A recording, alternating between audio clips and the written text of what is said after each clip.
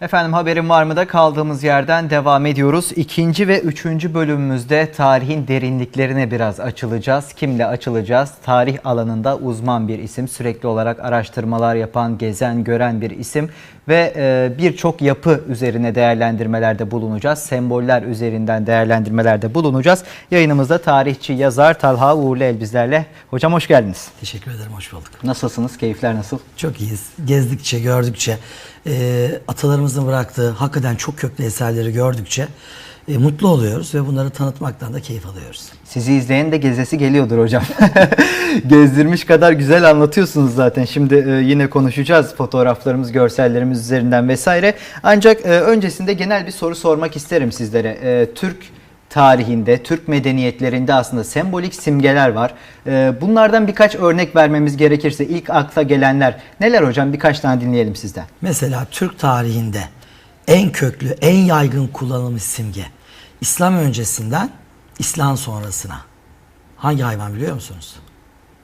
Ejderha. Şimdi herkes kurt bekliyor değil mi? Evet, herkes kurt bekliyor. Değil. Değil. Evet. Ya aslında mesela bu konu birkaç haftadır Türkiye'de çok konuşuluyor. Ben hiç yazmadım. Neden?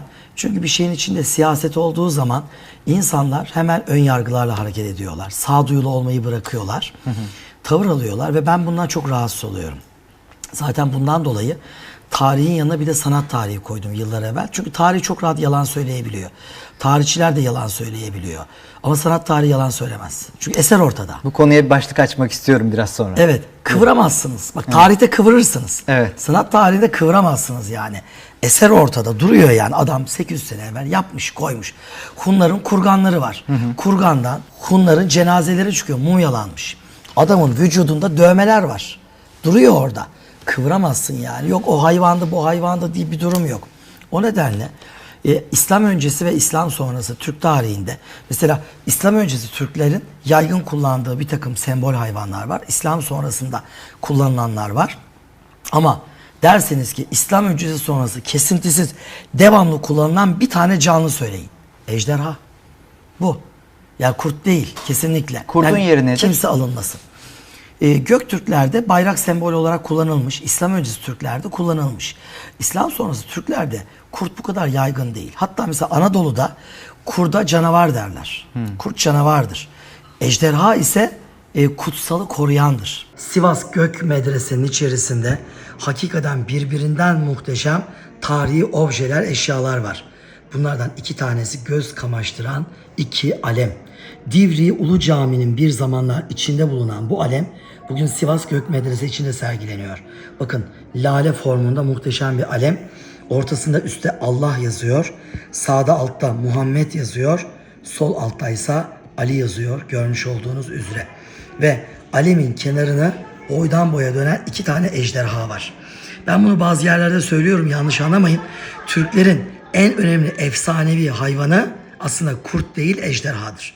Evet kurt da vardır ama bir numaralı kutsal canlıları ejderhadır. Alemlerinin kenarına yoksa kurt koyarlardı, uluyan kurt kafaları. Halbuki her defasında ejder koymuşlardır. Bu gördüğünüz alemler Anadolu Selçuklu. Bakın hemen yan tarafa geçelim. Aynı alem ve 2 tane ejderha yine burada durmakta. Mesela Topkapı Sarayı'na gidin. Topkapı Sarayı'nda Şah İsmail'den Yavuz'un Çaldıran Savaşı'nda ele geçirdiği alemler var 2 tane. İkisinin de kenarında aynen böyle 2 tane ejderha bulunmakta. Aynı vitrinde yan tarafta bir de Yavuz Sultan Selim'in Ridaniye ve Mercidabık'ta Memlüklüğü yendiği 2 savaşta elde ettiği ganimetler var. Kansu Gavri'nin alemleri, o alemlerin de yanlarında yine 2 tane ejderha gözükmekte. Ejderha Türk mitolojisinde çok önemli bir yere sahiptir. Ve Türk ikonografisinde olmazsa olmaz bir numaralı canlı her zaman için ejderhadır. Şimdi mesela burada birkaç şey söyleyeceğim. Şok olacak herkes. Yani çünkü ben mesela genelde bir şey söylediğim zaman kimse itiraz edemez. Çünkü adresli konuşurum. İnanmayan gider bakar. O kadar net. Mesela Erzurum'a gittik. Çifte minareli medrese. Medresenin kapısının kenarında ejderhalar vardır. Mesela bugün Gebze Çoban Mustafa Paşa Camii. Caminin içindeki bütün pencere tutma yerleri ejderhalıdır. Yarın canı isteyen gitsin baksın. Mesela hiç unutmam, Allah rahmet eylesin, Profesör Doktor Hakkı Acun. 2 sene evvel rahmetli oldu. Sanat tarihi hocam, doktora hocam. Kendisi anlatıyor. Bilim kurulu üyesiydi. Her ay Türkiye'de bir bilim kurulumuz var, hala var. Her ay bir gün toplanır bunlar İstanbul'da ve Türkiye çapında sanat tarihi adına nerede kazı yapılacak, nerede bir iş yapılacak, bu kararı bilim kurulu verir. Ve o hocamız, o ekipten birisi dedi, İstanbul'da dedi, biz bilim kurulu olarak toplandık falanca tarihte. Dedik ki Şehzade Külliyesi'ne bir gidelim. Çünkü Şehzade'de o dönemde bir bomba patlamıştı, camlar kırılmıştı. Orada bir restorasyon olacak. Ekip olarak gitmişler, bir karar verecekler. Gittik dedi. Şehzade Mehmet ve Cihangir'in yattığı bir türbe var. Caminin tam kıble duvarına bakan. Türbeye girmişler ekip olarak, gezmişler. Tam çıkarken bir baktım dedi. Yerde bir tane demir parçası. Hemen, çok dikkatli bir hocamızdı. Hemen aldım bir baktım. Bir baktım kapının kulbundan düşmüş yere. İyi ki Hakkı Hoca gördü. Başka biri görse o gitti. Ne? Ejderha. Evet. Şehzade Mehmet'in türbesinin, aslında hani bugün Divriği ve Kariyarlık konuşacağız. Ben yoksa bunu soracağınızı bilseydim bunların görsellerini getirirdim yani. Buraya ekrana kocaman koyardık. Yani sizin bu sorunuz spontane oldu. Bu ejderha tutmaları var. Mesela türbenin içindeki bütün pencerelerde ejderha tutmaları var. Ne bu? Kutsal hayvan. Niçin konuluyor? Güvenlik, yani vefk, tılsım, koruyucu maksatlı. İslam'da böyle bir şey var mı? Olmayabilir. Ama biz Türkler çok inatçı bir toplumuzdur. Hani toplumda bazı insanlar vardır ya, kafasına bir şeyi yapmayı koyar. Bir tane hocaya fetva sorar. Hoca olmaz der. Sonra ikinciye, üçüncüye, yani ona olur diyebilecek hocayı ararsın böyle. En son böyle fetvada. Bazıları böyle özel gezerler böyle. Yani olabilir diye bir hoca dedi mi tamam, bitti o iş. Onun gibi. Şimdi mesela Türkler ne yapıyorlar? İslam öncesinde mezara cenazesini koyarken atını da koyuyor. Silahını da koyuyor. Vücutlarda dövmeler falan. İslam sonrası Türkler diyorlar ki ya biz mezara atımızı koyuyoruz. Kılıcımızı falan koyuyoruz. Dinen caiz mi? Değil. Koyamazsın. Adamın canı koymak istiyor. Ne yapıyor? Tamam koymayayım demiyor. Biz öyle bir toplumuz. İnatçıyız. Diyor ki o zaman diyor mezarın üstüne koysam olur mu diyor. Dinen günahı var mı? Haram mı? Yok, değil. Bugün Eyüp Sultan'da, Karacaahmet'te kıyamet kadar mezar vardır. Mezarın üzerinde kılıç, kama sembolleri vardır. Yani kılıcını astırıyor. Mezar açık bir mezar. Yani üstü türbe gibi, oda gibi değil, açık. Kılıç mılıç koyamazsın. Yağmurda oksitlenir, biri çalar eder. Resmini yapsam olur mu? Günah mı, haram mı? Değil. Adam onu yapıyor. Yani mesela Osmanlı'da, Selçuk'ta üzeri silahlı pişto yapmış adam. Anadolu'da ben çok köylerde görmüşümdür. 18-19. yüzyıl mezarlarında mezar taşında pişto, yani o günün tabancalarını işlemişler, tüfeklerini. Yani haram değilse, dinen bir sıkıntısı yoksa onu oraya koymuş. Ondan dolayı biz Osman Gazi'nin Bursa'daki türbesinde yıllarca kılıcı asılı duruyordu sandukasının üstü. Evet. Sonra çalınır diye Harbi Askeri Müze'ye getirdiler. Nevi ikliminde Osmanlı'nın kalbini bekleyenleri keşfe çıkıyoruz. Bu civarda Osmanlı'nın kalbini bekleyen Şeyhülislamlar var. Osmanlı padişahları, padişah kızları, padişah eşleri var. Nice paşa, bey, kadın efendi var. Bizi yaşantılarıyla heyecanlandıracak, ibret dolu dersler verecek muhteşem yaşantılar ve simalar var. Hadi gelin onların kabirlerini tek tek dolaşalım.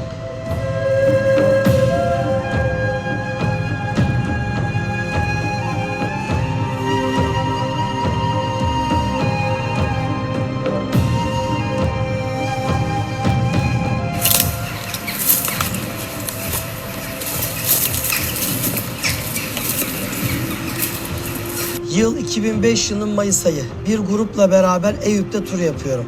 Buraya geldim ve her zaman olduğu gibi o muhteşem hançerli lahiti grubuma anlatmak için duvarın önünde durdum. Parmaklarımın üzerine yükseldim, bir de ne göreyim, manzara buydu.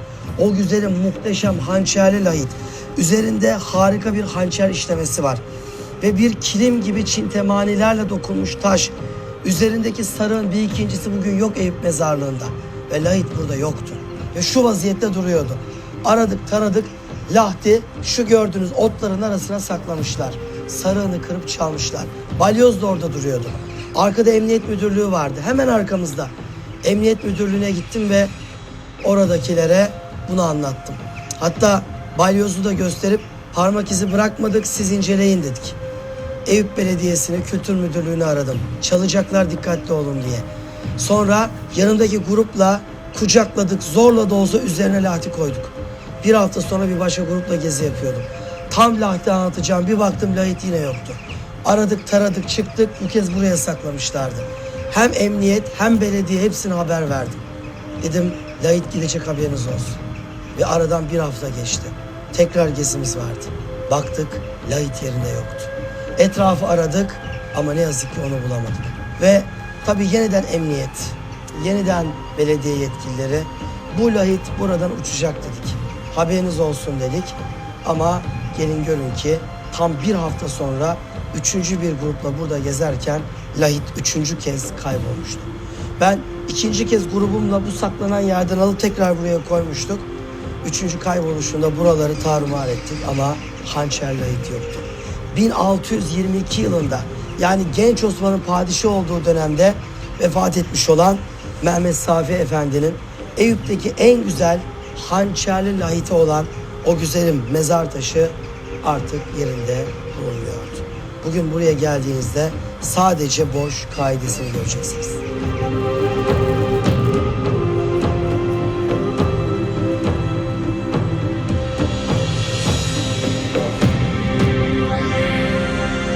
Peki hocam, bu konuyla ilgili son olarak şunu sorayım, ardından esas temel konumuza geçelim. 1900'lü yıllarda ilk kağıt parada kurt simgesi olduğu iddiaları söz konusu ve bir de Azerbaycan'dan bu bozkurt işaretinin ülkemize geldiği meselesi de söz konusu. Bunların doğruluğuyla ilgili neler söylersiniz? Tabii ya, şimdi şu var. Atatürk milliyetçilik esası üzerine bir devlet kuruyor. Ve kurduğu bu devlette kurt bir ara kullanılıyor kısa bir süre. Fakat sonra bizim halkımızın içinden biliyorsunuz bazılarımız da cozutmaya çok meraklıdır. Duygusal bir toplumuz biz. Evet. O duygusallıkla beraber kurdu çok ön plana çıkarmaya çalışınca Atatürk durun diyor. Mesela aynı şeyi Alparslan Türkeş rahmetli de diyor. Alparslan Türkeş bir konuşmasında kurt heykeli getiriyorlar. İndirin onu diyor. Videoları var ya. Bu putperestlik diyor mesela. Yani bak, evet tarihimizde bir yeri var. Ergenekon destanı yani. Kurtla, dişi kurtla beraber çıkıyorlar. Evet. Bu var. Ama diyor bunu abartmayın, putlaştırmayın diyor. Bakın bunu Atatürk de diyor, Alparslan Türkeş de diyor. Bunlar çok önemlidir. Yani abartmaya gerek yok. Duygusallaştırıp bunu böyle bir yerlere getirip bayrağın yerine koymaya gerek yok. Ya bugün bu ülkede tarihte birileri 10. yıl marşını İstiklal Marşı'nın önüne koymaya kalktı. Kurt sembolü bizim için önemli olabilir ama bunu kalkıp da bayrağın önüne, yanına, üstüne koyamayız. Bu doğru değil. Koyulacak bir şey varsa İslam öncesi ve sonrasında ejderha vardır. Her yerde vardır. Mesela Ankara'da Aslanhane Camisi var. O camiye girip o mahallede 70 yaşına gelip namaz kılan amcalar bile bilmez. Caminin mihrabında 2 tane ejderha kıvrıla kıvrıla geliyor, tam ortada birleşiyor. Ama onu İslam'ın etkisiyle bitkisel bezeme, mesela ya camide namaza durulan yerde ejderha olur mu? Olmaz. Namaz olmaz. Ama bizimkiler inatçı ya. İlla o ejderha konulacak.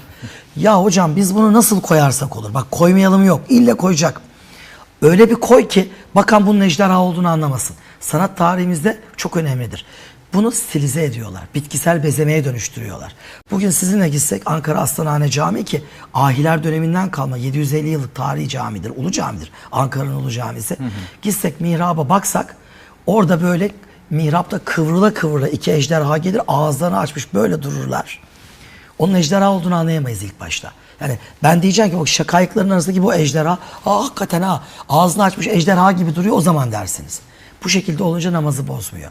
Ve oraya koyabiliyorsunuz. Ankara'da Arslanhane Camii'ne girdiğiniz zaman caminin mihrabında bize o kadar muhteşem detaylar karşılıyor, şaşırırsınız. Bu detaylardan bir tanesi de şakayıklar. Yukarıda tabii bu toplum, Türk toplumu Orta Asya İslam öncesi geleneklerini bırakmamışlardı. İslam'a ters olmayanlar devam ettirilmiş, ters olanlar da İslam'ın kabul edeceği uygun hale getirilmişti. Bu muhteşem mihrabın alınlığında bakın ejderhalar görüyorsunuz. Bu ejderhalar gövdeleri yılan şeklinde olur. Her biri kafa kafaya, ağız ağza vermiş. 2 ejderhanın arasına bir şakayık kondurulmuş. Bakın gördünüz mü? 2 ejderhanın arası bir şakayık. Bakın geliyorum yine. Ejderhanın birinin kafası burada, ağzını açmış. Öbürü burada ama bitkisel bezemeye döndürülmüş. Ortasına harika şakayıklar bu şekilde konulmuş. Anlaşıldı net bir şekilde. Evet. İzleyicilerimizden biri demiş ki Talha Bey'in tişörtündeki baskıları merak etmiş. Hemen dikkat çekmiş. Siz de programdan önce konuşmuştuk. İzleyicilerimiz de hemen dikkat etmiş. Şimdi bakın mesela Büyük Selçuklu Devleti'nde devlet sembolü ok ve yaydır. Tuğrul Bey Pasiner Savaşı'nı kazandığında o gün Roma İmparatoru Konstantin Monamakos, Ayasofya'nın üst katında adamın resmi var. Karısı Zoe ile anlaşma yapıyorlar. Anlaşmanın maddelerinden birini biliyor musunuz? İstanbul'daki Arap Camii vardır Karaköy'de. Evet. İstanbul'daki cami yeniden ibadete açılacak. Minberinin alnına bizim devlet sembolümüz konulacak. Tuğrul Bey bunu maddeye koyduruyor. Ve İstanbul'da o caminin Arap cami olduğunu düşünüyoruz büyük bir ihtimalle. Çünkü sahabe döneminde yapılan bir camidir o. Emeviler döneminde. Oraya Büyük Selçuklu'nun sembolü yay ve ok konuluyor. Büyük Selçuklu. Bu bir siyasi sembol. Anadolu Selçuklu diye bir devlet kuruluyor. O da Büyük Selçuklu'nun uzaktan akrabası. Kutalmışoğlu Süleyman Şah. Kutalmış Bey var. Aslan Yapgun'un çocukları bunlar. Yani Selçuk Bey'in bir oğlu ve grubu Büyük Selçuklu'yu kuruyor. Tuğrul Çağrılar. Yunus'un oğulları. Öbür oğlu ve torunları da Anadolu Selçuklu'yu kuruyorlar. Anadolu Selçuklu devlet sembolü olarak neyi kullanıyor? Şu an benim tişörtümdeki çift başlı kartalı kullanıyor. Yani Büyük Selçuklu'yu niye kullanmıyor? Çünkü başka bir devlet. Kurdu niye kullanmıyor? Çünkü kurt bir devlet sembolü değil onlar için. Çift başlı kartal devlet sembolü. Yani burada sembolleri konuşurken de hangisi devlet sembolüydü, hangisi değildi, bunları çok iyi bilmek lazım. Bunlar mesela anlatılmıyor. Bugün bizim ülkemizde sanat tarihi seçmeli ters idi. Hepten kaldırıldı. Bizim okuduğumuz yıllarda beden eğitimi hocaları, din kültürü hocaları girerdi sanat tarihine. Bu ülke dünyada sanat tarihinde 1 numaralı ülkedir. Sanat tarihi dersi mecbur kılınmalıdır ama yok. Öyle olunca bizim millet ne yapıyor? Müslüman mezarlarına define arıyor. Mezar taşlarına bakıyor, kıymet vermiyor. Çünkü bizim halkımız kendi sanat tarihi değerlerinin farkında değil. Onun için sanat tarihi zorunlu ders olmalı. Çok keyiflidir aslında. Alacaksın, gezdireceksin, dolaştıracaksın. Millet mutlu olur. Yani o mezar taşları günlerce, aylarca konuşulur. Ya da o minaredeki semboller ya da işte dediğimiz gibi ikonografi diye bir şey var. İkonografi. Türk ikonografisi. Yani bugün Topkapı Sarayı'nın kapısına baktığınız zaman Fatih'in yaptırdığı kuleli kapı. Kapının kanatları bir ikonografidir.